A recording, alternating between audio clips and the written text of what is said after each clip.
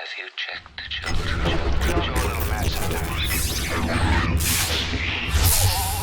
Hi, I'm Chucky. Wanna play? Sometimes that is better. You're gonna need a bigger boat.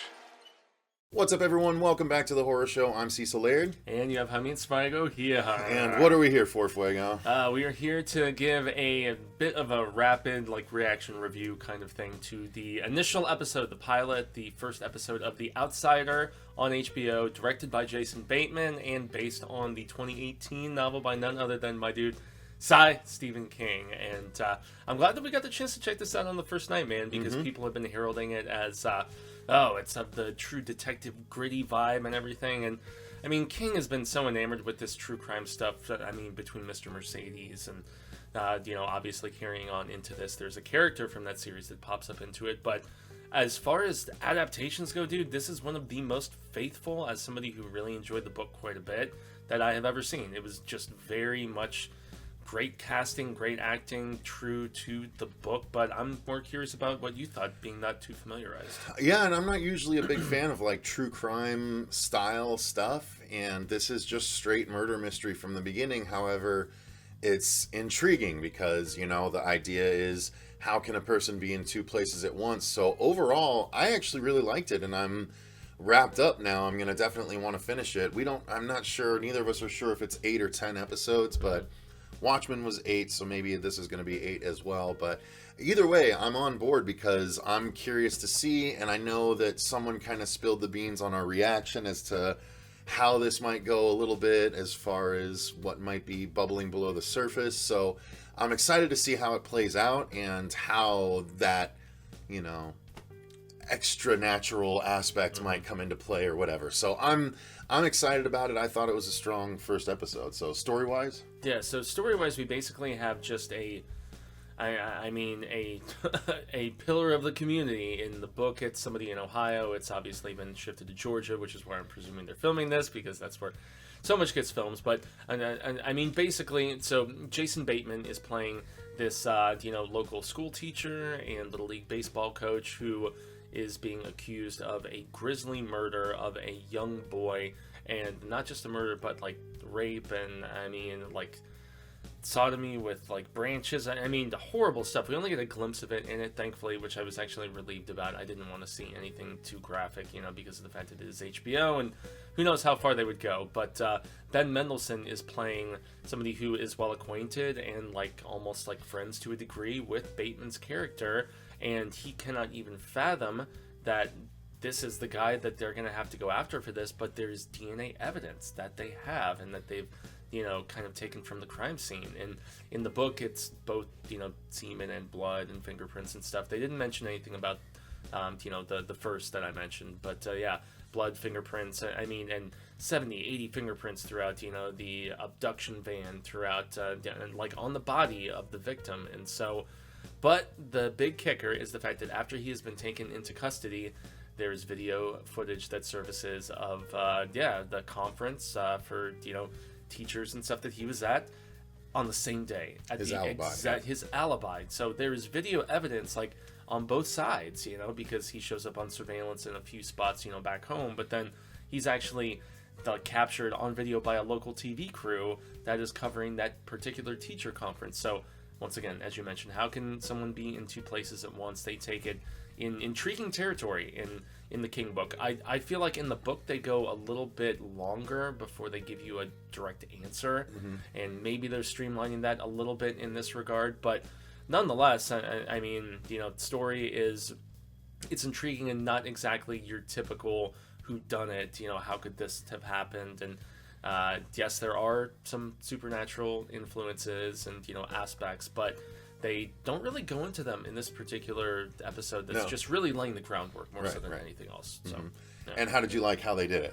I thought they did it very solidly. It was very akin to the first 100-something pages of the book. The book's around 500 pages. I'm trying to remember if it dips just below or above. But yeah, it's not one of those big bloated psyching books. It's one that has an interesting smaller ensemble. And Ralph's character in the book I find even more intriguing than Terry's character, because he's wrestling so much with the fact that this man that I respect and trust and like as a person is somehow a monster, and he's trying to just come to terms with that.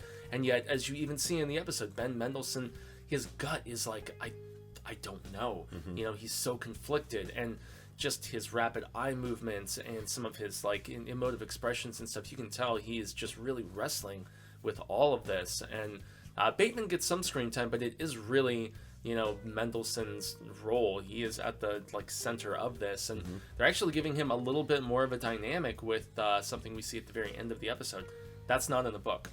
Okay. Know? Yeah, that's not in the book. That's obviously some little augmentary, just sort of dramatic aspects, and also some of the once Bateman's character is taken into custody and the guy giving him shit and stuff. That's not in the book either. So they're peppering with additional dramatic effect, which I thought worked well. You know, they still did not take their sights away from a very faithful adaptation. This is from the same team, David E. Kelly, I think, that also developed Mr. Mercedes and worked on Ally McBeal and I think The Practice and lots of other stuff. So, I mean, there's, once again, an esteemed team behind this series, and dude, I'm stoked to see where it goes. I really am. Yeah, I am too. I mean, and you know, the story was engaging, very much so. It was an full hour and 1 minute show, so minus the little preview at the beginning, definitely an hour-long show, and it didn't feel it. Like, it went quick, and I was brisk into it, and I'm excited for the rest. So, and we're watching this late tonight, too. Yeah, late. We're recording this at 11:30, so we started it at 10:30. So,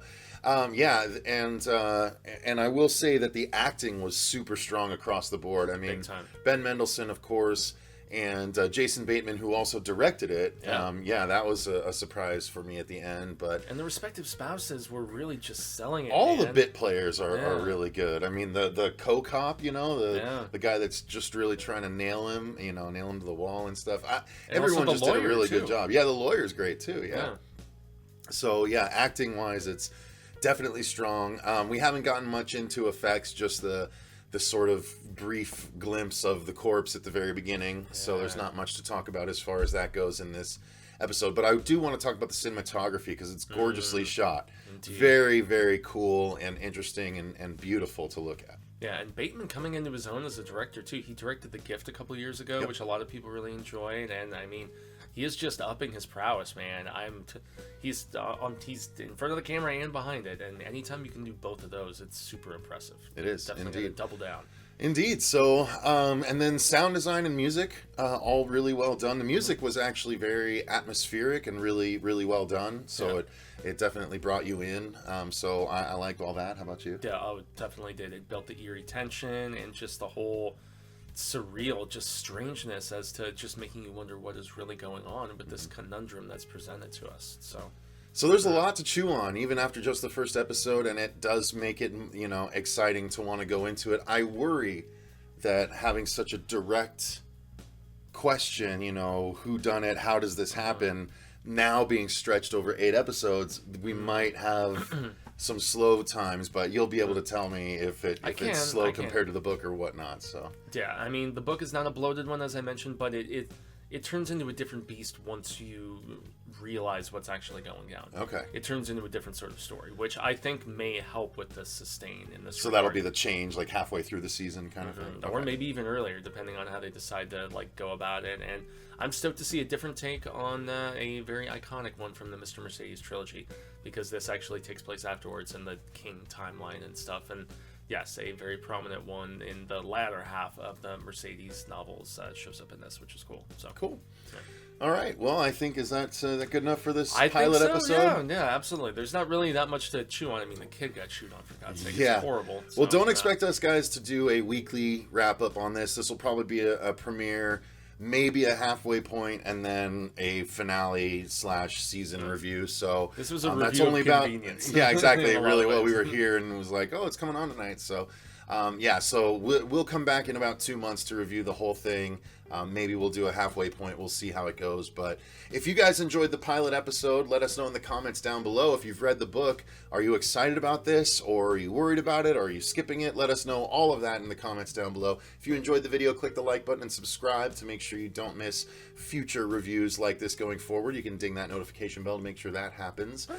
Also, while you're down there in the description box, click the link to the Patreon if you guys want to become a patron and actually request movies for us to review or do commentaries for earlier earlier tonight, we did a commentary for Jaws. So good. If you didn't get to watch that, go queue up the movie and watch it with us. It was a good time. So until next time, thank you guys very much for watching. I've been Cecil Laird. Gracias. I've been Jaime and Fuego. And remember, stay scared.